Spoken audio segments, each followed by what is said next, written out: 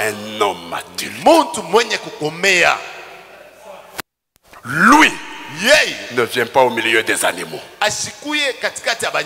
C'est pourquoi amenez Apocalypse 10 au milieu des animaux. Qui va comprendre? Je pose la question. Prenez Apocalypse 10, amenez au milieu des animaux. Qui va comprendre? Vous parlez de quoi?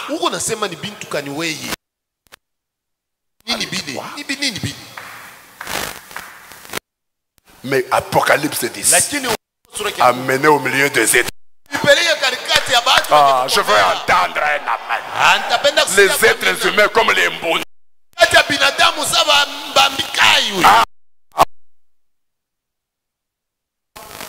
Prenez Apocalypse. Amenez comme les mbouns ici. L'âme commence à sauter. L'âme commence à jubiler. Pourquoi? C'est un Christ adulte au milieu des êtres humains.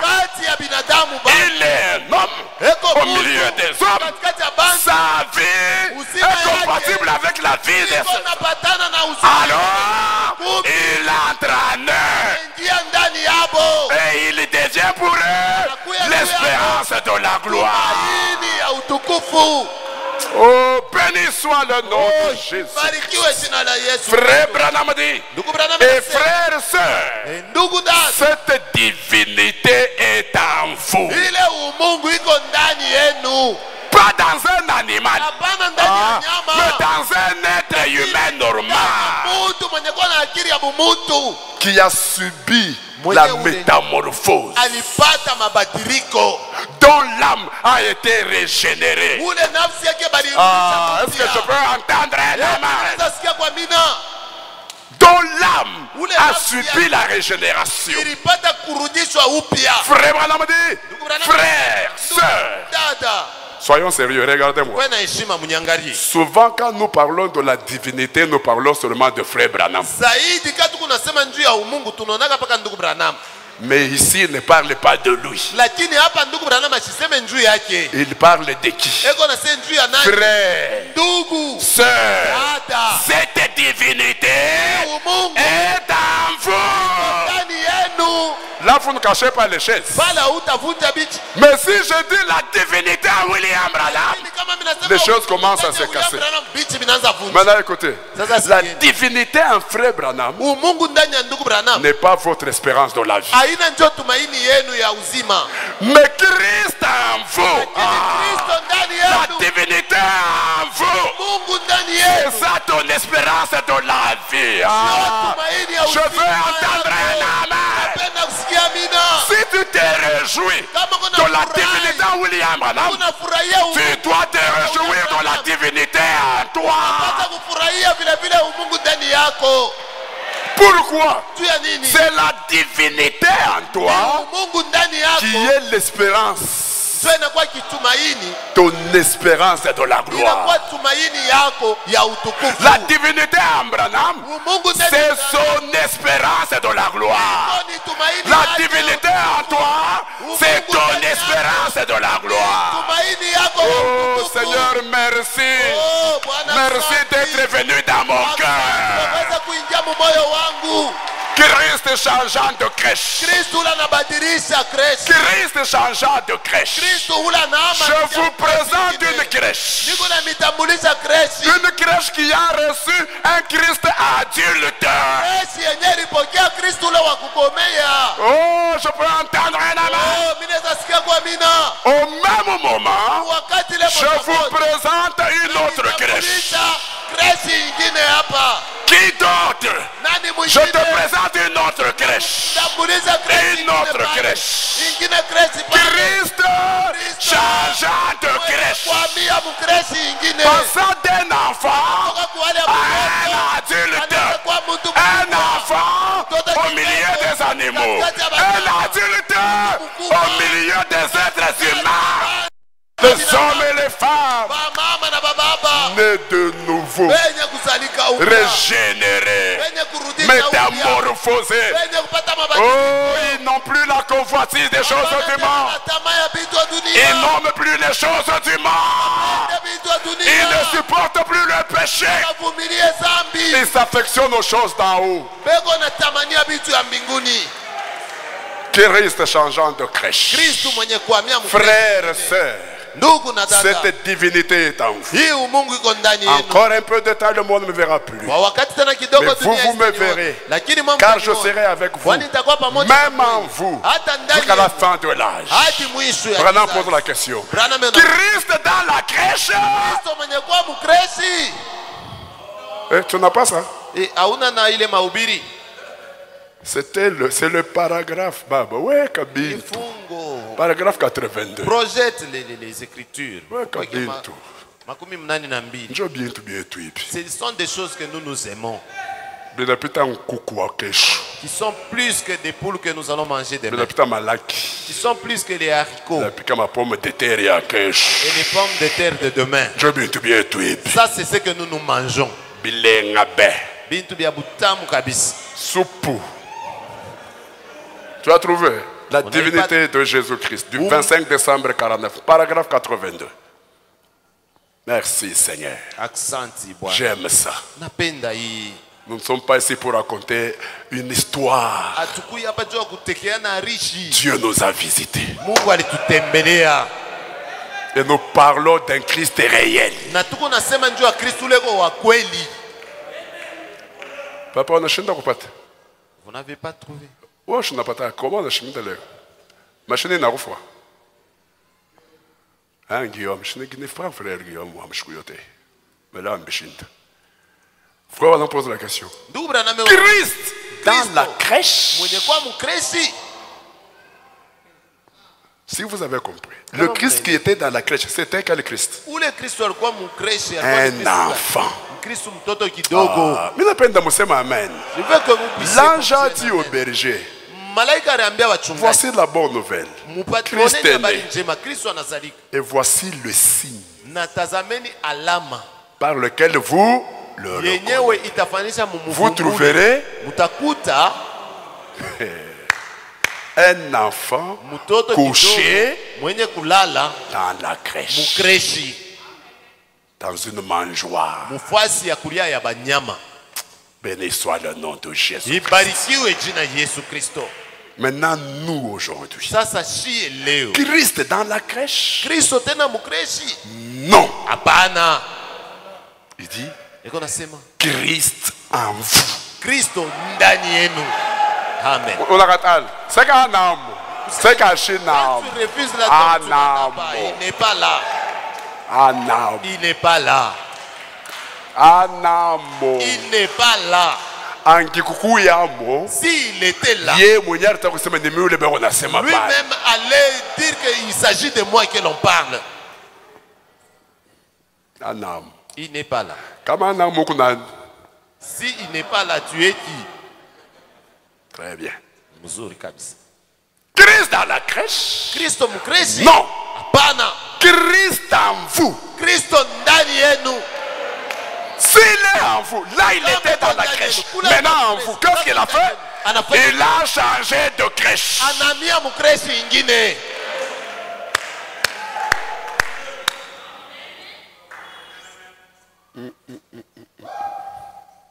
Je peux parler? Ceux qui adorent William Branham adorent une crèche.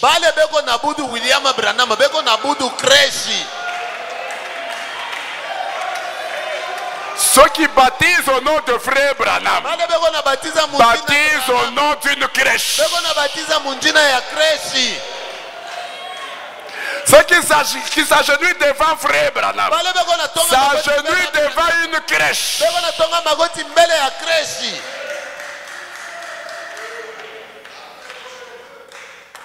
Je vais entendre un amen. Mais moi, celui qui m'intéresse pour l'adoration, pour le baptême, c'est celui qui se trouve dans la crèche. Écoutez-moi bien. La crèche s'appelle William Branham. Celui qui se trouve dans la crèche s'appelle le Seigneur Jina yake ni Bwana Yesu Kristo. Frère Branham dit, ndugu Branham anasema Christ en vous. Ndani yenu. Le vous là c'est que? Mwe bali ni banani? Tu es sûr? Uko hakika? Non, non, tu es sûr? Sema tu wazi, uko hakika?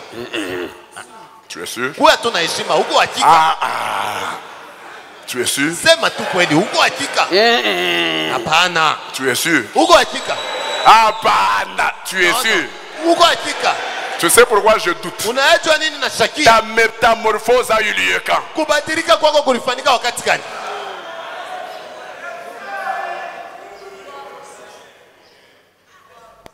Parce qu'il ne peut pas être dans un animal. Njoo yeye siwezi kuikala ndani ya nyama. Chuchote au voisin, ma métamorphose a eu tel jour. Ambia chini chini ule ko En pembeni ya 1982. Kubadilika kwangu kulifanyika mu mwaka fulani. Ou en 2008. Au mu miaka 1000. Franchement, vous m'avez regardé. Voyez comment vous me regardez. Ta métamorphose a eu lieu. Mabadiliko yako ilifanyika wakati gani? Parce que tu dis qu'il est en toi. Njoo kunasema iko ndani. Et lui n'entre pas dans un animal. Na yeye hashezi kuingia ndani ya nyama. Parce que sa vie humaine Kwani uzima yake umutu est incompatible avec la vie animale. haipatane na uzima ya banyama. Frère, on dit Christ en vous. Ndugu Branham, c'est Kristo. Alléluia. Alléluia. Nous n'adorons pas Christ dans la crèche. Atuabuduaje Kristo mkreshi? Mais Christ en vous. Kristo mwenye kuwa ndani yenu.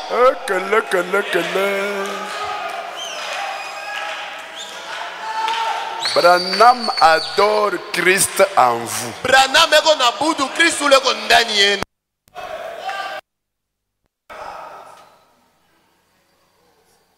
C'est pourquoi quand je t'embrasse, j'embrasse Christ. So kwa maana wakati nakukumbatia, nakumbatia Kristo.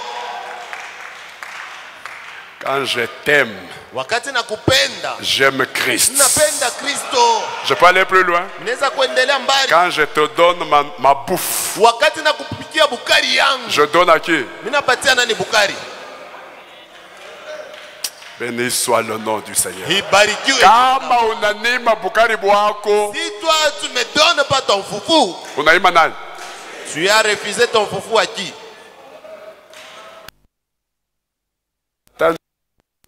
Même si c'est le dernier qui était resté, donne-le-moi.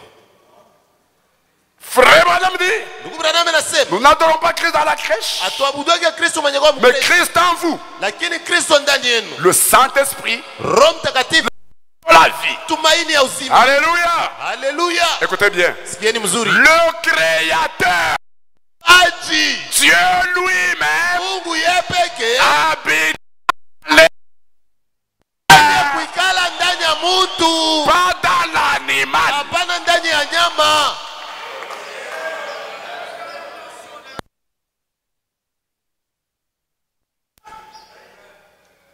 Dieu lui-même, lui-même, pas son enfant, pas son ange, pas son envoyé. Papa, soyons sérieux. Mais qui? Dieu lui-même.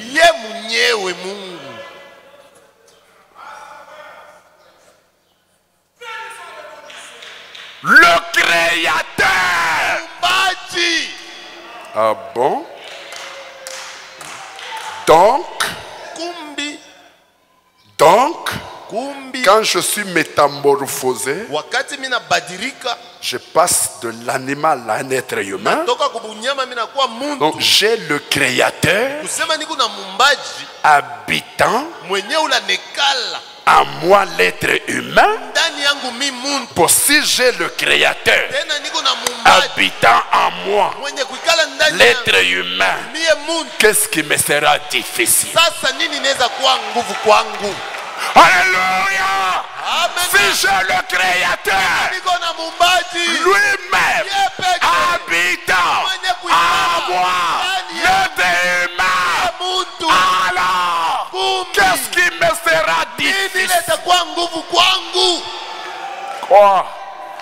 Quoi? Nini? Quoi? Qu'est-ce que je ne pourrais pas avoir? Nini le minta poussa? Quoi? Nini? Quoi? Nini? Quoi? Nini? Qu'est-ce que je ne pourrais pas faire? Nini le minta shinda kufanya? Quoi? Nini? Parce que je ne suis plus l'être humain seulement. Kwani mishina tu muntu pa muntu bule. Mais j'ai le Créateur. Lakini niko ndani yangu na muumbaji. Dieu lui-même. Mungu ye peke. Habitant. Anaweza kuikala à moi dans l'être humain. Ndani ya muntu. C'est pourquoi je peux dire une chose sur toi, elle arrive telle que je le dis. Parce que ce n'est pas l'être humain. Mais c'est qui? C'est qui? Dieu lui-même. Le habitant dans l'être humain. Alors, si quelqu'un est connecté à ces dieux-là, pas à l'être humain, mais à ces dieux-là, il peut recevoir la chose qu'il désire pendant que moi je dis que je la lui donne. Je dis bien, s'il est connecté à ce Créateur, connecté à ce et concentré sur le Créateur, ses motivations se posent sur le Créateur. Et quand il regarde, il voit le Créateur au-delà de l'être humain. Dans ce contact-là, il peut tout recevoir. Pas seulement tout, mais la chose explicite qu'il désire pendant que moi, l'être humain, qui abrite le Créateur, je prononce la parole. Lui qui est connecté, lui qui est connecté à ce Créateur, il s'empare de la chose. C'est ça qui fait que il y en a qui viennent dans l'église, qui sont avec des bénédictions. D'où viennent ces bénédictions? Ils étaient connectés à ce Créateur qui habite dans l'être humain. Il vient malade, il sort guéri. D'où vient cette guérison? Il était connecté à ce Créateur qui habite dans l'être humain. Il vient sans travail, il rentre avec un travail. D'où vient ce travail? Il était connecté à ce Créateur qui habite dans l'être humain. Et ce que j'ai dit, c'est ainsi fait.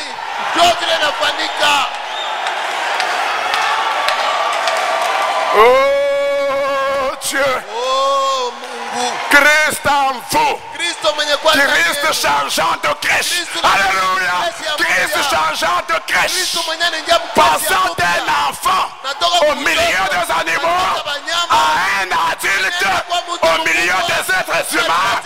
Dieu lui-même, le Créateur, habitant dans l'être humain. Il peut alors utiliser les lèvres de cet être humain. Il quitte les livres. Il quitte les livres. Il n'habite plus les livres. Il quitte les livres pour habiter dans l'être humain. Alors, les pieds de l'être humain deviennent ses pieds à lui. Maintenant, c'est un problème de connexion.